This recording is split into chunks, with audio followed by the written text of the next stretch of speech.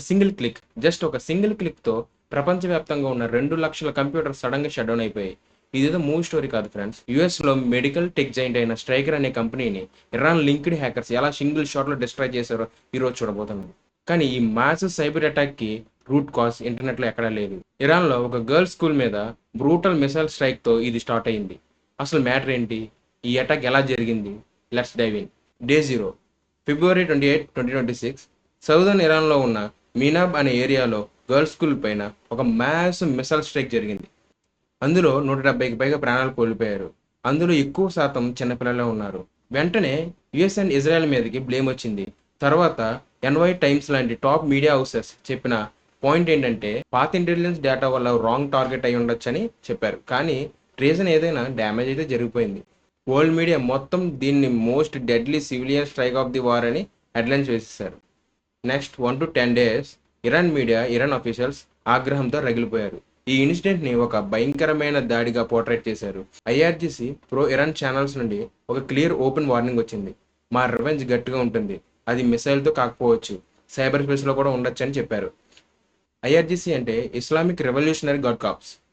వెంటనే US intelligence agencies కూడా alert అయ్యాయి. ఇరాన్ హ్యాకర్స్ నుండి యుఎస్ కంపెనీస్ని ఎస్పెషల్లీ హెల్త్ కేర్, క్లౌడ్ ఇంకా పేమెంట్ సెక్టర్స్ మీద డిస్ట్రాక్టివ్ అటాక్ జరిగే ఛాన్స్ ఉందని పబ్లిక్గా వార్న్ చేశారు. స్టేజ్ అయితే సెట్ అయింది, కానీ టార్గెట్ ఎవరనేది ఇంకా ఎవరికి తెలియదు. కట్ చేస్తే మార్చ్ 11 ఎర్లీ అవర్స్లో యుఎస్లో మిడ్ నైట్ అయితే యూరోప్ అండ్ ఏషియాలో మార్నింగ్ టైం. స్ట్రైకర్ అనే top medical technology company employees రోజులాగే వాళ్ళ కంప్యూటర్స్ ఆన్ చేశారు. అంతే, కళ్ళ ముందు కంప్యూటర్స్ అన్ని ఫ్యాక్టరీ సెట్ అయిపోయాయి. కొన్ని లాగిన్ స్క్రీన్స్లో నార్మల్ విండోస్ ప్లేస్లో అండాల లోగో ఇంకా no need to learn Hebrew anymore అని యాంటీ ఇజ్రాయెల్ స్లోగన్స్ కనిపించాయి. జస్ట్ కొన్ని నిమిషాల్లో 95% ఆఫీసెస్లో కంప్యూటర్స్ అన్ని వైప్ అయిపోయాయి. స్టాఫ్ లిటరల్లీ పవర్ ప్లగ్ స్పీకినా కూడా వాళ్ళ మిషన్స్ని సేవ్ చేయలేకపోయారు. అసలు టెక్నికల్గా ఏం జరిగిందో తెలుసా? హ్యాకర్ స్ట్రైకర్ వాడుతున్న మైక్రోసాఫ్ట్ ఇంట్యూన్ అడ్మిన్ యాక్సెస్ని క్యాచ్ చేశారు. ఇంట్యూన్ అంటే ఒక సెంట్రల్ క్లౌడ్ కన్సోల్. దాని నుండి థౌజండ్స్ ఆఫ్ డివైజెస్కి అప్లికేషన్స్ ఇన్స్టాల్ చేయొచ్చు, ప్రొటెక్ట్ చేయొచ్చు అండ్ అవసరమైతే రిమోట్ వైప్ కూడా చేయొచ్చు. ఇక్కడ హ్యాకర్స్ అదే ఫీచర్ని రివర్స్లో వాడారు. ప్రొటెక్ట్ చేయాల్సిన టూల్ని డిస్ట్రాయ్ చేసే వెపన్గా మార్చేశారు. సేమ్ డే హండాల గ్రూప్ టెలిగ్రామ్లో పబ్లిక్గా క్లెయిమ్ చేసింది, స్ట్రైకర్ ఆఫీసెస్ని 79 కంట్రీస్లో ఆఫ్లైన్ చేశాం, 2 lakhs పైన సిస్టమ్స్ని వైప్ చేసాం, 50 TB డేటాని తీసుకున్నామని పోస్ట్ పెట్టారు. ఇక్కడ మెయిన్ పాయింట్ ఏంటంటే ఇది మినాబ్ గర్ల్స్ స్కూల్ మీద జరిగిన మిసైల్ స్ట్రైక్ కి డైరెక్ట్ రివెంజ్ అని ఓపెన్లీ డిక్లేర్ చేశారు. స్ట్రైకర్ కి ఇజ్రాయెల్ మెడికల్ టెక్ ఎంటిటీస్ తో డీల్స్ ఉన్నాయనే బ్యాక్గ్రౌండ్ బేస్ చేసుకొని ఈ అటాక్స్ చేశారు. మార్చ్ 12 కి స్కేల్ మొత్తం క్లియర్ అయిపోయింది. 56,000 ఎంప్లాయీస్ ఉన్న కంపెనీ స్తంభించిపోయింది. ఆర్డర్స్, షిప్పింగ్ అన్ని ఆగిపోయాయి. కానీ స్ట్రైకర్ అఫీషియల్ గా ఒక స్టేట్మెంట్ అయితే ఇచ్చింది, ఇది ర్యాన్సమ్ వేర్ అయితే కాదు, మేము రికవరీ మీద వర్క్ చేస్తున్నాం.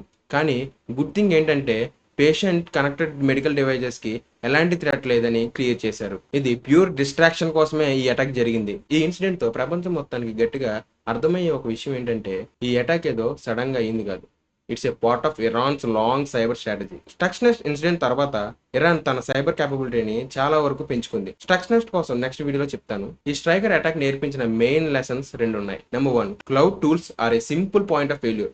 మైక్రోసాఫ్ట్ ఇంట్యూన్ లాంటి టూల్స్ ఎంత సేఫ్ అయినా స్ట్రాంగ్ MFA మానిటరింగ్ లేకపోతే, అది ఒక హ్యాకర్ చేతిలో పడితే అదే ఒక గ్లోబల్ వైప్ బటన్ అయిపోద్ది. Number 2, geo political risk. మీరు డైరెక్ట్గా వార్లో లేకపోవచ్చు, కానీ యుఎస్, ఇజ్రాయెల్ అండ్ ఇరాన్ లాంటి కాన్ఫ్లిక్ట్ సైడ్తో మీకు బిజినెస్ లింక్స్ ఉన్నా, లేదా మీరు హెల్త్ కేర్, ఎనర్జీ, క్లౌడ్ లాంటి క్రిటికల్ సెక్టర్స్లో ఉన్నా, మీరు ఇలాంటి సైబర్ రివెంజెస్కి ఈజీగా టార్గెట్ అవుతారు. సో ఇది ఫ్రెండ్స్, మినాబ్ గర్ల్స్ స్కూల్ ట్రాజడీ నుండి స్టార్ట్ అయ్యి స్ట్రైకర్ లాంటి గ్లోబల్ జైంట్ని వైపౌట్ చేసే వరకు వెళ్ళింది ఈ సైబర్ వార్. ఈ ఇన్సిడెంట్ మనకు ఒక హార్డ్ ట్రూత్ చూపిస్తుంది.